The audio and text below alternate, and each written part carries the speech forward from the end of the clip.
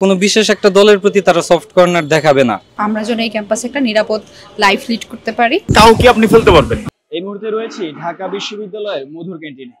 এই মধুর ক্যান্টিন সহ বিশ্ববিদ্যালয়টির হলপাড়া এলাকাগুলোতে ডাকসু নির্বাচনকে কেন্দ্র করে বেশ নির্বাচনী আমেজ বিরাজ করছে। কেমন নির্বাচন চান শিক্ষার্থীরা, অতীতের নির্বাচনগুলোর ব্যাপারে তাদের ধারণাই বাকি, এসব ব্যাপার নিয়ে বিস্তারিত জানার চেষ্টা করব ঢাকা বিশ্ববিদ্যালয় এলাকায় ঘুরে ঘুরে। হয়তো জানি যে কি 90 সালের পরে হচ্ছে 2019 সালে সর্বশেষ ডাকসু হয়, প্রায় 7 বছর পর হচ্ছে আবার ডাকসু আসছে। তো আসলে আমাদের সবার মধ্যেই হচ্ছে খুব আনন্দ বিরাজ করতেছে।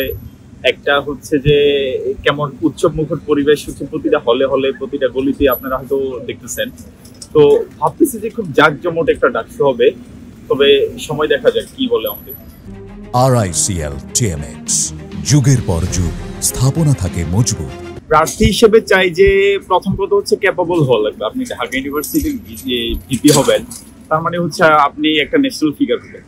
আর আমরা ডাকসুর প্রিভিয়াস হিস্ট্রিতে দেখি যে যারা আমাদের ডাকসুর ভিপি ছিলেন তারা আমাদের স্বাধীনতা যুদ্ধে হচ্ছে একসময় বড় হচ্ছে স্টেক ছিল ওদের। পরবর্তীতে যত গণতান্ত্রিক যত আন্দোলনগুলো ছিল সবগুলো আন্দোলন হচ্ছে সম্মুখ সারির হচ্ছে নেতা হিসেবেই ছিলেন ডাকসুর ভিপি। তো আমরা ভাবতেছি বা এই এমন সেম ডাকসুর ভিপি আসবে মানে আমাদের আরেকজন সংস্কারক হিসেবে সারা দেশের মানুষ দেখবে এমন একটা ফিগার আমরা চাই। 24-এর আন্দোলন আসলে দেখা গেছে যে এখানে যারা ছিল, যেমন আমাদের ইউনিভার্সিটিতে থার্ড ইয়ার থেকে উপরের দিকে যারা ছিল মোটামুটি সবাই জানেন একটা অর্গানিক আন্দোলন ছিল। লিমিটেড কিছু মানুষ ঠিক আছে পলিসি মেক করছে, বাট ওভারঅল হচ্ছে ঢাকা ইউনিভার্সিটির প্রতিটা ছেলেই ফুল টাইম ছিল এই আন্দোলনে। তো এখানে দেখা যায় কম বেশি যারা সদস্য ক্যান্ডিডেট হিসেবে থাকবে বা হল সংসদেও থাকবে সবারই হচ্ছে যে এখানে আন্দোলনের স্টেক ছিল, ইভেন হচ্ছে সবার একটা মাঠের অভিজ্ঞতা আছে। তো ওই জায়গা থেকে বলা যায় যে কাউকে আপনি ফেলতে পারবেন না। সবাই হচ্ছে নিজের জায়গা থেকে পলিসি মেকিং এর জায়গা থেকে মাঠের আন্দোলন থেকে কম বেশি হচ্ছে যে কি 19-20 18-20 ক্যাপাবল। এক্সট্রা সুবিধা পাবে কিনা আর স্বাভাবিক হচ্ছে যে এখানে আমরা যেটা বুঝতেছি হয়তো কোনো কোয়ালিশনে যাবে, যে পলিটিক্যাল এই স্টুডেন্ট উইং গুলো যারা আছে একটা কোয়ালিশনে যাবে। তো কোয়ালিশনে যাওয়ার পর দেখা যায় এখন ক্যাম্পাসে আমাদের আলোচিত হচ্ছে নাম হচ্ছে ছাত্র দলের নাম, শিবিরের নাম, অধিকারের নাম, এই বাকশাসের নাম। তো যারা আছে দেখা যায় তারা মোটামুটি সবাই কাইন্ড অফ সমন্বয়ক ছিল।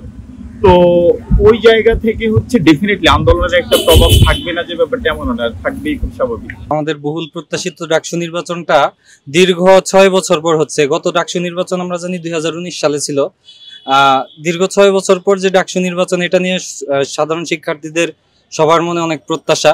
আমরা সবাই আশা করি এবার অনেক অংশগ্রহণমূলক একটা নির্বাচন দেখতে পারবো এবং ক্যাম্পাসে যতগুলি রাজনৈতিক দল বিরাজমান সবার সহাবস্থানের মাধ্যমে একটা প্রতিনিধিত্বমূলক এবং সকল শিক্ষার্থীদের অংশগ্রহণমূলক একটা আনুষ্ঠানিক পরিবেশের মধ্যে দিয়ে নির্বাচনটা হবে।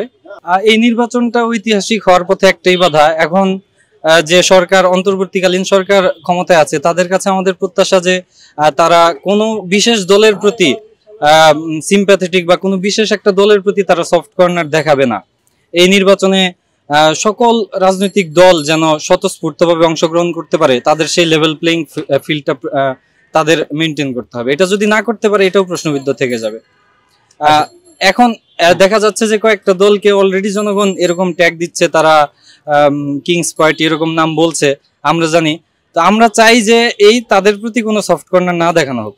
যারা দল আছে, বিরোধী দল হোক, ক্ষমতাসীন দলের সহানুভূতিশীল দল হোক, সবাইকে সমানভাবে অংশগ্রহণের সুযোগ দেওয়া হোক। এটা তো অবশ্যই, কারণ এই নির্বাচনে জনগণ কাদেরকে ভোট দিবে? সাধারণ শিক্ষার্থীরা, ক্যাম্পাসের সকল শিক্ষার্থীরা তাদেরকেই ভোট দিবে যারা গত 24-এর আন্দোলনে যারা ভালো ভূমিকা রেখেছিল, যারা আমাদের লিডিং ফেস ছিল, সবার সামনে থেকে আন্দোলনে নেতৃত্ব দিয়েছিল, এদেরকেই তারা অবশ্যই ভোটার তালিকায় আগে রাখবে।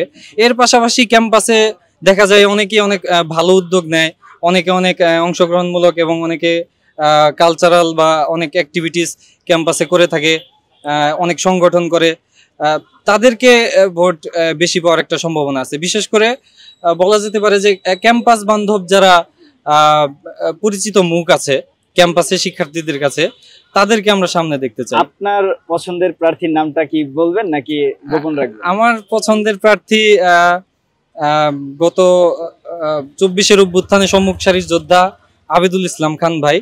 আমি পার্সোনালি চাই যে উনি যদি দাঁড়ায় ভোটে, এখন নমিনেশন নেয় কিনা দেখা যাক, কে কে প্রার্থী হচ্ছে সেটা জানার পর বলা যাবে, তবে আমার ব্যক্তিগত পছন্দে উনি সবার আগে থাকবেন। আমরা যারা নারী শিক্ষার্থী আছে আমরা যেন এই ক্যাম্পাসে একটা নিরাপদ লাইফ লিড করতে পারি। যেহেতু আমি প্রথম বর্ষের স্টুডেন্ট, এতদিন মানে দীর্ঘ অনেক বছর পরই এই নির্বাচনটা হইতেছে, এন্ড আমি প্রথম বর্ষে এসে যেহেতু ইলেকশনটা পাইতেছি, আমি খুবই প্রত্যাশী, মানে আমি খুবই উৎসাহী যে কি হবে না হবে। আমরা এখন এটা শুনতেছি যে কিন্তু ডেট ক্যান্সেল হওয়ার অনেক মানে গুজব আসতেছে যে এটা হইতে পারে না হইতে পারে, তো এটা এখনো বলা যাচ্ছে না কি হয়, কারণ বিগত কয়েক বছর মানে বিগত বছরগুলোতে নাকি অনেক সমস্যা, ডেট দিচ্ছে পিছিয়েছে, তো আসলে যে ওই এক্সাক্ট সেম ডেটাতে কি হবে এটা আসলে। ভার্সিটিতে মেয়েদের তো অনেক সময় মানে ইনসিকিউরিটি অনেক বিষয় আছে, তো এইগুলো যেন ওনারা একটু দেখে বিবেচনা করে। তারপর খাওয়ার পানি এইসব বিষয়েও নাকি আছে। সর্বপ্রথম এই যে শব্দটা বলা হয় লেজুর ভিত্তিক রাজনীতি, এই ধরনের শব্দগুলো আগে ব্যবহার করতে অনেক বেশি ওই সময়কার শাসক গোষ্ঠীরা। এখন এই সময় এসে ছাত্রদের মুখেও এই ধরনের লেজুর ভিত্তিক রাজনৈতিক শব্দ, তাহলে আমরা একটু বুঝতে চাই যে লেজ থাকলে তো নিশ্চয়ই বস্তুটির কোনো একটা মাথাও আছে, তাহলে মাথা ভিত্তিক রাজনীতিটা আসলে কি, আমাদের কাছে একটা এই বিষয়টা একটু ক্লিয়ার করা দরকার। এখন একটা বিষয় ঠিকই যে দাসত্বের যে রাজনীতি ছাত্রলীগ করেছে, আমরা যদি একটু দেখি এই ধরনের জায়গাটা ছাত্রদের মধ্যে আসলো কিভাবে, যদি সেই ধারণাটা পোস্টমর্টেম আমরা করি, তাহলে আমরা কি দেখি, আওয়ামী লীগের দাবিদারি করা ছাত্র সংগঠন, আওয়ামী লীগ যেই হুকুমটা দিত ছাত্রলীগও তাই করতো, তাহলে তার বেসিক জায়গা কি ছিল, পাওয়ার প্র্যাকটিস করা। ছাত্র রাজনীতির উদ্দেশ্য যদি এরকম হয় যে সে পাওয়ার প্র্যাকটিস করবে এবং এই পাওয়ার প্র্যাকটিস করার জন্য অর্থ বাণিজ্য করার জন্য, রাজনীতিকে একটা বাণিজ্য হিসেবে ব্যবহার করার জন্য সে যদি রাজনীতি করতে আসে, তাহলে সে হচ্ছে তার যে পার্টি বা তার যে সংগঠন সেটা গোলামি করবে। কিন্তু ছাত্র রাজনীতি মানে কি, এটা তো সন্ত্রাস। আমরা স্পষ্টভাবেই বলেছি যে ক্যাম্পাসগুলোতে ছাত্র রাজনীতি নয়, সন্ত্রাস এবং দখলদারিত্ব বন্ধ করো। তাহলে ছাত্র রাজনীতি যদি হয় যে শিক্ষার বেসিক সংস্কার নিয়ে আলোচনা করবে, আজকে যদি আমরা একটু তাকাই যে 1 বছর পেরোতে চললো, একটা শিক্ষা সংস্কার কমিশন কিন্তু তৈরি করা হয় নাই। কয়টা ছাত্র সংগঠন শিক্ষা সংস্কার চাই এটা বলে মুভমেন্ট করেছে বা কোনো একটা কথা বলেছে, একটা ডিবেট করেছে? আমরা সবসময় দেখেছি গণঅভ্যুত্থানের স্টেক হচ্ছে আমি করেছি, গণঅভ্যুত্থানের মাস্টারমাইন্ড আমি, এই ধরনের ডিবেট আমরা করতে দেখেছি।